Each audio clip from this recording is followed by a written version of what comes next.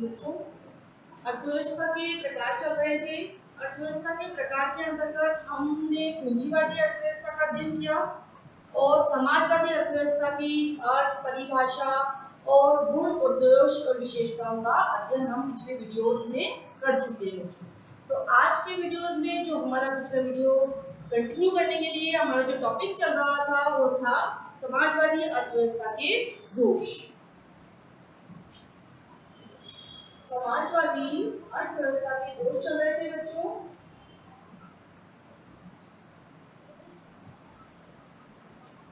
इसके अंतर्गत हमने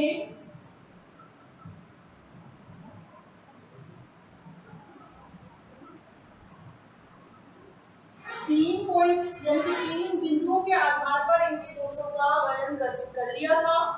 अभी जो करना है हमें, इसके जो दोष बाकी रह गए बच्चों, वो तीन बिंदु और रह गए हैं। हमने पहला, दूसरा और तीसरा बिंदु पिछले वीडियो में बता दिया था और अब हम चौथा पॉइंट शुरू करने जा रहे हैं। चौथा पॉइंट है हमारा उत्पादकता, कुशलता का अभाव। उत्पादकता, कुशलता का अभाव।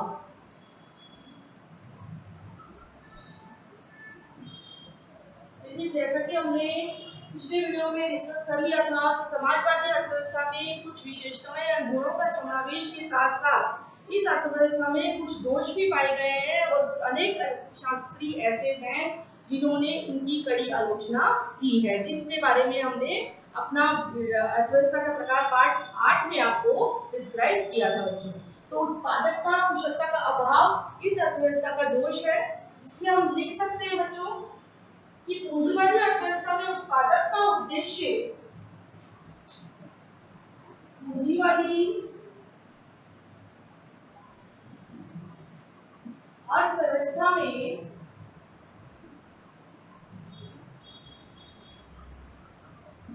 उत्पादक का उद्देश्य, हमने कई वीडियोस में डिस्कस किया है कि पूंजीवादी अर्थव्यवस्था में उत्पादक का उद्देश्य कैसा होता है? लाभ कमाना, अधिकतम लाभ प्राप्त करना होता है। अधिकतम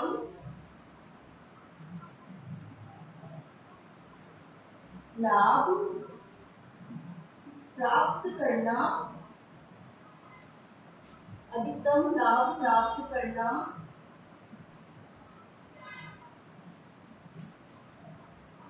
होता है।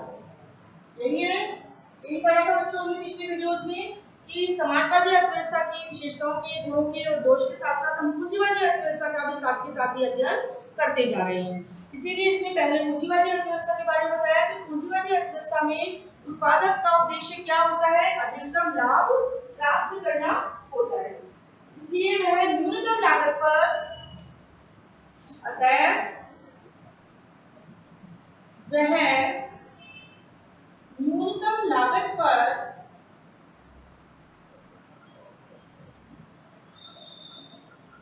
अधिकतम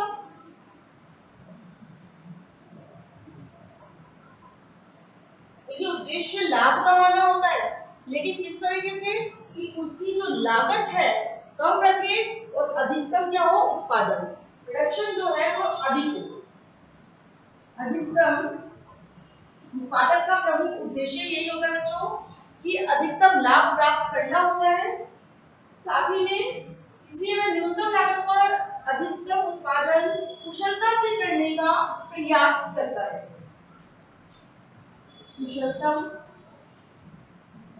कुशलता से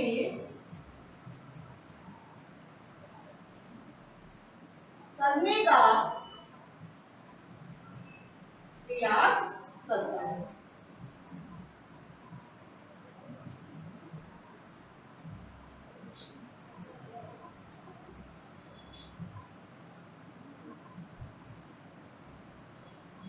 देखो बच्चों, ये तो थी अभी तक की पूंजीवादी अर्थव्यवस्था में क्या होता है, उस चीज का अध्ययन हो रहा था कि पूंजीवादी अर्थव्यवस्था में उत्पादक का उद्देश्य अधिकतम लाभ प्राप्त करना होता है, अतः वह न्यूनतम लागत पर अधिकतम उत्पादन कुशलता से करने का प्रयास करता है। परंतु समाजवाद अर्थव्यवस्था में क्या होता है? समाजवादी अर्थव्यवस्था में क्या परिस्थिति होती है उसका हम उल्लेख कर रहे हैं। परंतु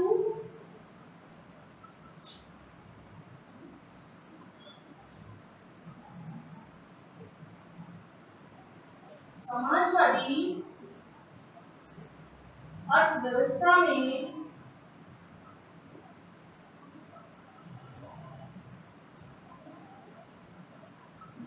न तो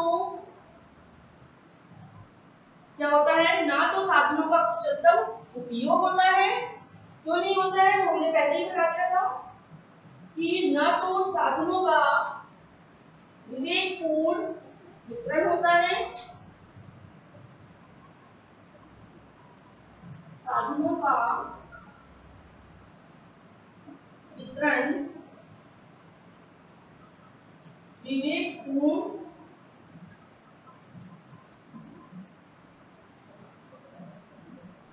होता है और न ही क्या चीज होगी कि देखिए पहले हमने पूंजीवादी अर्थव्यवस्था की इस पॉइंट से तुलना की कि समाजवादी में न तो साधनों का वितरण विवेकपूर्ण होता है और न ही व्यक्तिगत लाभ की प्रेरणा होती है, और न ही व्यक्तिगत लाभ की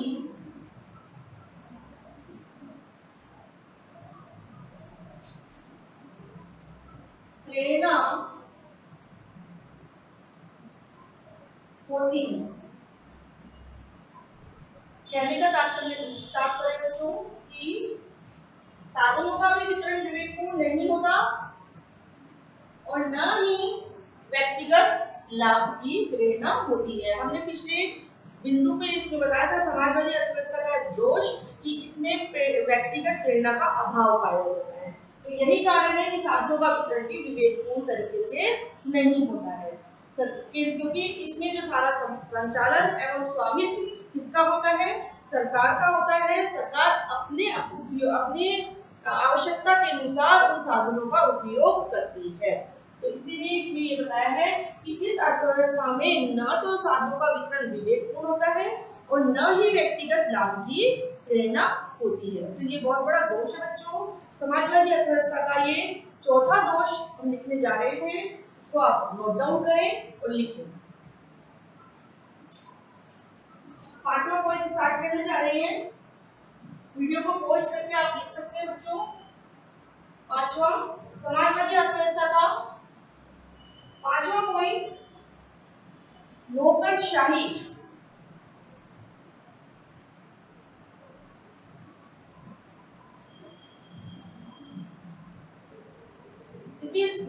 समाजवादी अर्थव्यवस्था का बहुत बड़ा दोष कि इस अर्थव्यवस्था के अंतर्गत नौकरशाही जैसा तत्व विद्यमान रहता है, जो इस अर्थव्यवस्था का बहुत बड़ा दोष है। कैसे है?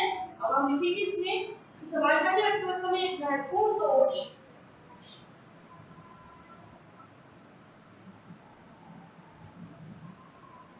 समाजवादी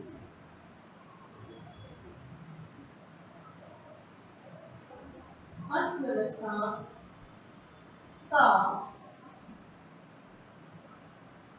महत्वपूर्ण दोष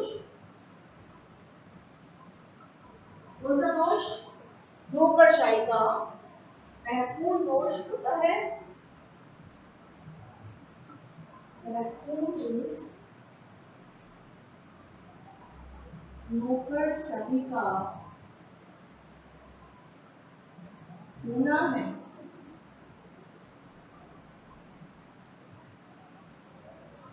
साथ ही बच्चों इसमें लिख सकते हैं कि इस अर्थव्यवस्था में केंद्रीय संगठन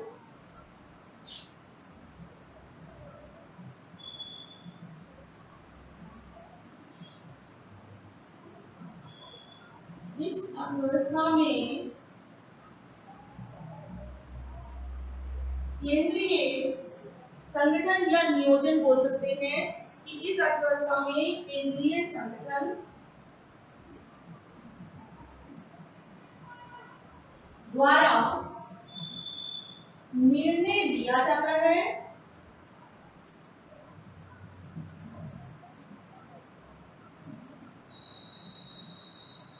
जैसा कि हमने जब समाजवादी अर्थव्यवस्था की अवधारणा पढ़ी थी बच्चों, तो उसके अंतर्गत सबसे पहला पॉइंट ये हुआ कि उत्पत्ति एवं वितरण के साधनों पर जो अधिकार होता है या जो संचालन एवं स्वामित्व होता है वो किनका होता है?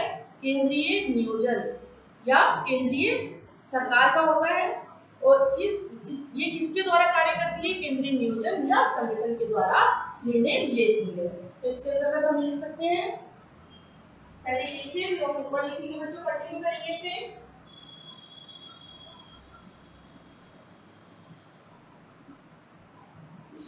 इसी को ऊपर कंटिन्यू कर रहे हैं इस बिंदु को।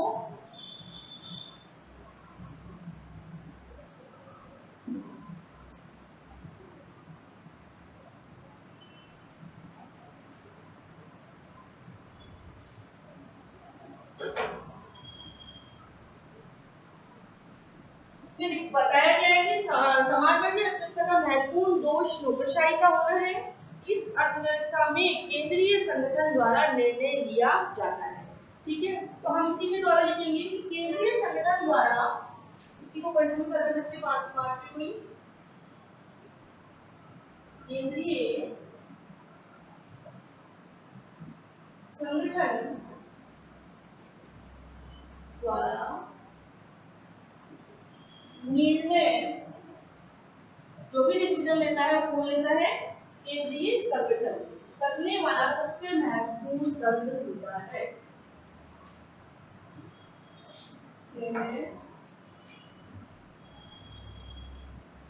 करने वाला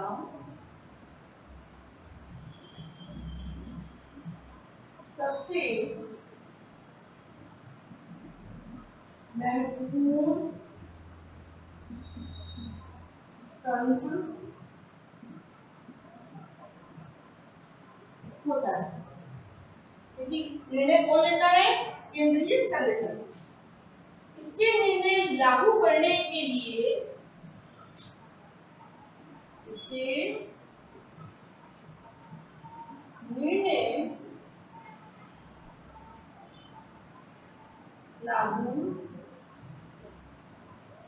करने के लिए क्या किया जाता है? कर्मचारी लगाए जाते हैं। कर्मचारी लगाए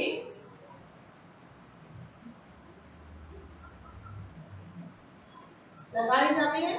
यानी जब संगठन बनता है, संगठन के अंतर्गत क्या होनी चाहिए? व्यक्ति होना जरूरी है। तो इसके लिए हम क्या लगाए जाते हैं? कर्मचारी लगाए जाते हैं जिनका कोई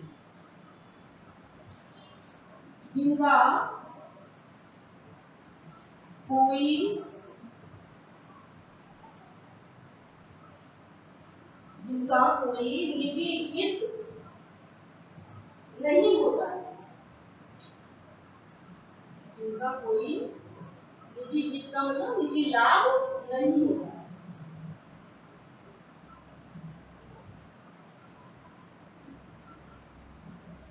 तो लिख सकते हैं आप लोग, इस पॉइंट को लिखें। इसमें यही चीज बताना चाह रहे हैं कि नौकरशाही इस अर्थव्यवस्था का सबसे महत्वपूर्ण दोष नौकरशाही माना है, क्योंकि इस अर्थव्यवस्था में केंद्रीय संगठन द्वारा निर्णय लिया जाता है। केंद्रीय संगठन जो निर्णय लेती है वह महत्वपूर्ण तंत्र होता है बच्चों। इसके निर्णय लागू करने के लिए क्या लगाए जाते हैं? कर्मचारी लगाए जाते हैं जिनका कोई निजी हित नहीं होता है।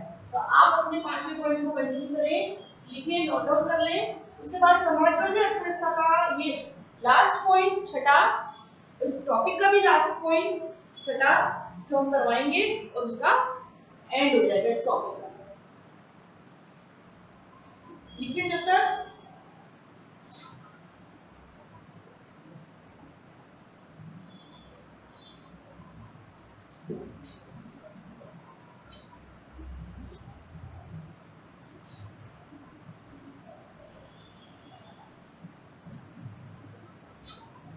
छठा पॉइंट, सत्ता का केंद्रीयकरण, सत्ता का केंद्रीयकरण। लेकिन ये सबसे महत्वपूर्ण दोष इसके अंतर्गत आता है कि इसके अंतर्गत सत्ता का केंद्रीकरण होता है, क्योंकि समाजवादी अर्थव्यवस्था है, इसका संचालन एवं नियमन सरकार के द्वारा जाता है। इसमें जो है सबसे इम्पोर्टेंट बात है कि दुरुपयोग होता है इसका मानव शक्तियों का। तो इस पॉइंट में यही लिखेंगे कि सत्ता का केंद्रीकरण का मतलब सत्ता में हम जो भी काम करते हैं उसको बांट देते हैं मनुष्य की कुशलता के अनुसार। तो लिखेंगे समाजवादी अर्थव्यवस्था के बारे में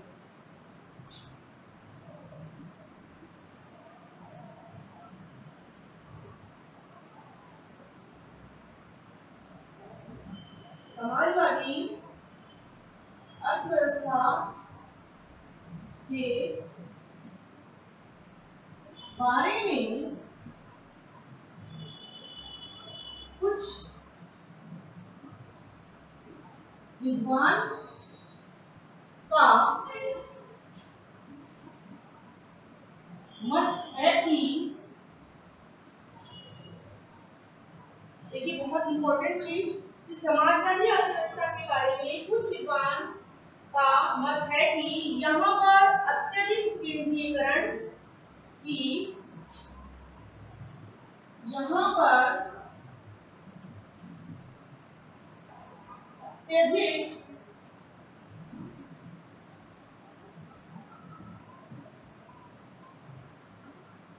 केंद्रीयकरण तथा क्या चीज होती है, तथा नियोजन प्रणाली होने के कारण, तथा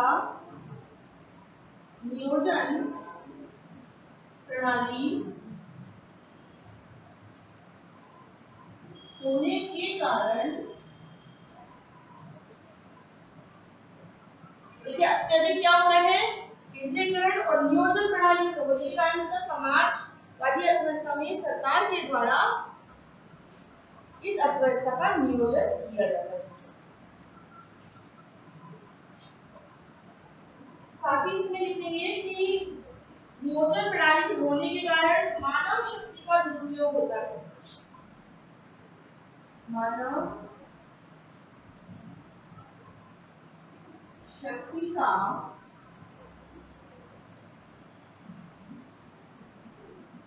दुरुपयोग होता है। सत्ता के केंद्रीकरण होने के कारण और नियोजन प्रणाली होने के कारण मानव शक्ति का दुरुपयोग होता है। जो मानव शक्ति सीधे सीधे, जो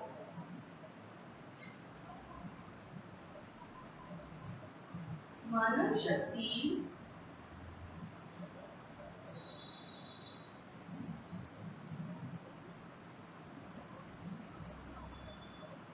सीधे सीधे उत्पादन कार्यों के लिए लगाई जा सकती थी,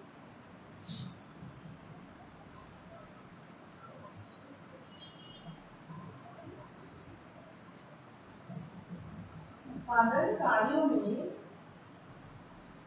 लगाई जा सकती थी,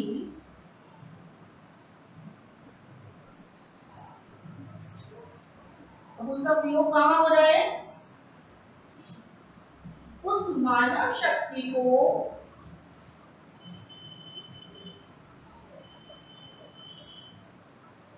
उस मानव शक्ति को योजना बनाने,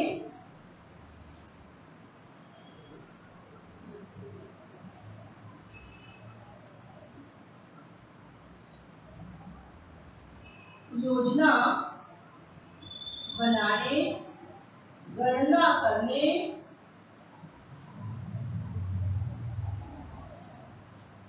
किस यूज में आ रही है मानव शक्ति, वो चीज बता रहे हैं कि योजना बनाने, गणना करने, क्रियान्वयन को की देखभाल करने में लगाया जाता है।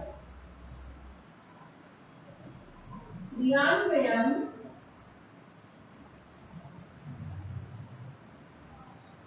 करने की देखभाल में लगाया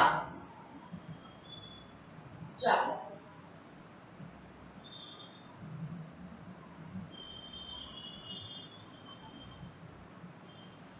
बच्चों, आज का ये टॉपिक अपना समाजवादी अर्थव्यवस्था से संबंधित समाप्त हो रहा है।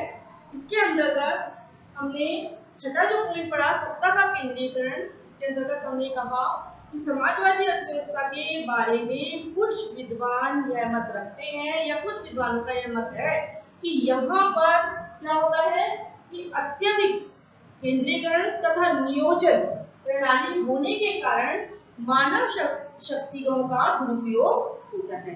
जो मानव शक्ति सीधे सीधे उत्पादन कार्यों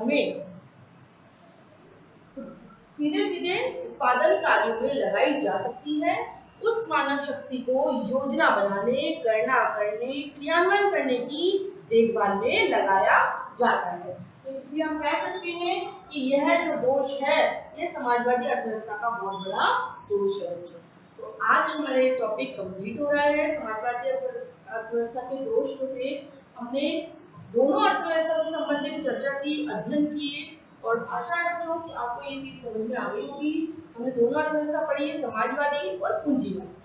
दोनों को जब हम दोनों का अध्ययन साथ साथ करेंगे तो आप उन दोनों में अंतर आराम से कर सकेंगे, बता सकेंगे कि पूंजीवादी अर्थव्यवस्था में किसका स्वामित्व होता है या किसका संचालन, कौन संचालन करने वाला होता है। इसी तरह से तुलना करके या अंतर करके हम समाजवादी अर्थव्यवस्था की विशेषताओं, गुणों और दोषों के आधार पर दोनों अर्थव्यवस्थाओं का अध्ययन आराम से कर सकते हैं। अब जो हमारा बच्चों अगला टॉपिक होगा, हमारे अगले वीडियोस में जब हम देखेंगे तो हम अर्थव्यवस्था के प्रकार पढ़ रहे हैं। अर्थव्यवस्था के प्रकारों में हमने दो प्रकार से संबंधित सारी विशेषताएं या गुण या दोष पढ़ लिए।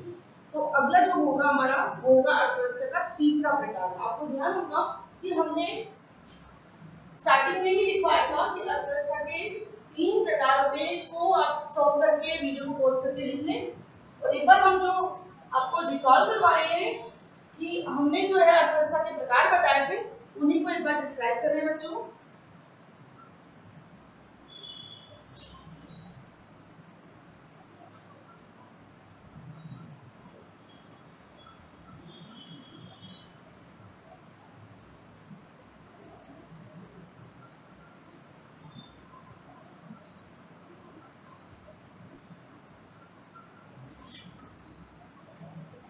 हमने आपको पिछले वीडियोस में या स्टार्टिंग में यही बताते आ रहे हैं, अर्थव्यवस्था के 3 प्रकार होती है। हमने पढ़ भी लिया और उनकी विशेषताएं होगा वो भी हमने पढ़ लिया। पूंजीवादी अर्थव्यवस्था,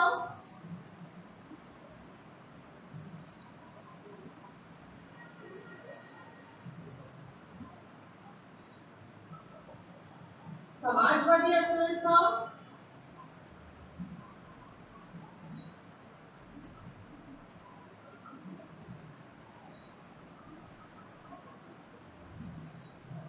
और तीसरी मिश्रित अर्थव्यवस्था।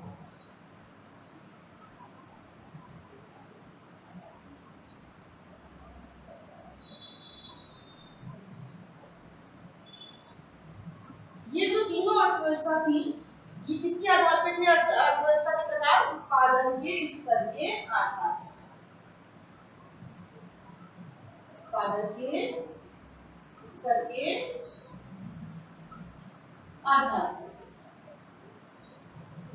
हमने एक तो ये बताया था कि अर्थव्यवस्था के 2 प्रकार होते हैं। पहला उत्पादन के स्तर के आधार पर, जिसको हमने 3 भागों में बांटा था। कौन कौन से? पूंजीवादी, समाजवादी और मिश्रित। ये 3 पार्ट हमने इसके उत्पादन के स्तर पर बनाए थे। इसी तरह से हमने विकास के स्तर पर भी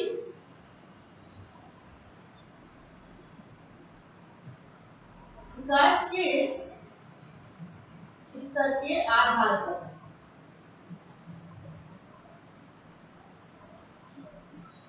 अर्थव्यवस्था को कितने भागों में बांटा था? आपको ध्यान होगा कि हमने अर्थव्यवस्था को 2 भागों में बांटा था। कौन से? लिख सकते हैं हम विकसित अर्थव्यवस्था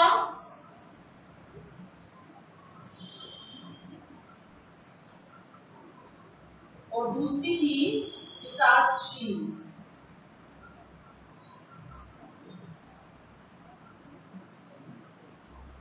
बच्चों आपको ये पूरा चार्ट एक तरीके से रिकॉल हो गया होगा, रिवाइंड हो गया होगा माइंड में कि ये हमने एक शॉर्ट में आपको पिछले वीडियो में दे चुके हैं। लेकिन हम ये देख बताने के लिए आपको लिखा है कि हमने इसमें कौन से अर्थव्यवस्था का अध्ययन कर लिया है, पूंजीवादी और समाजवादी अर्थव्यवस्था का अध्ययन कर लिया है। इसके विशेषताएं, गुण, दोष सभी को हमने चर्चा भी की है, उसके बारे में समझा भी है बच्चों। तो हम जो अपना अगला वीडियो देना चाहेंगे क्या बताएंगे, वो बताएंगे मिश्रित अर्थव्यवस्था, मिक्स्ड इकोनॉमी। मिक्स्ड इकोनॉमी जिसे मिश्रित अर्थव्यवस्था के नाम से जानते हैं। तो हमने उदाहरण में बताया था कि जो है मिश्रित अर्थव्यवस्था को मिक्स्ड इकोनॉमी कहते हैं। जैसे इसमें निजी और केंद्रीय दोनों का ही हस्तक्षेप रहता है, दोनों ही नियंत्रण करते हैं उत्पत्ति और वितरण के साधनों पर और दोनों ही सारे काम दोनों मिलकर के करते हैं। तो ये कौन सी अर्थव्यवस्था है, यानी हमारे भारत की जो अर्थव्यवस्था है वो कहलाती है मिक्स्ड इकोनॉमी।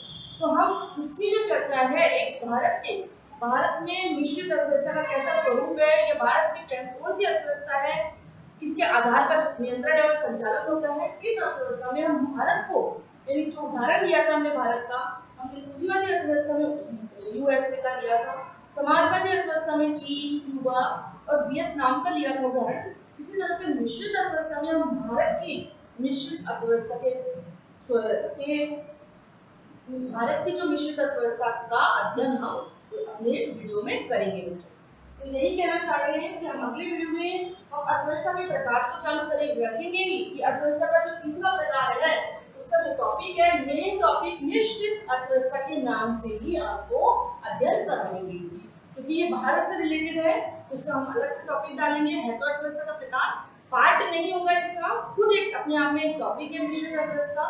तो इसको हम इसी के रूप में टॉपिक को डालते हुए आपको अगले वीडियो में समझाएंगे बच्चों। आप नोट डाउन कर लें इस चीज को, चार्ट बनाकर कर सकते हैं, बार बार चार्ट बनाएंगे तो ऑटोमेटिकली आपको ये याद हो जाएगी पांचों अर्थव्यवस्था। बनाएं चार्ट, कॉपी में बना करके लिखें। इसके साथ ही हम आपको अपने अगले वीडियो में मिलते हैं। ओके।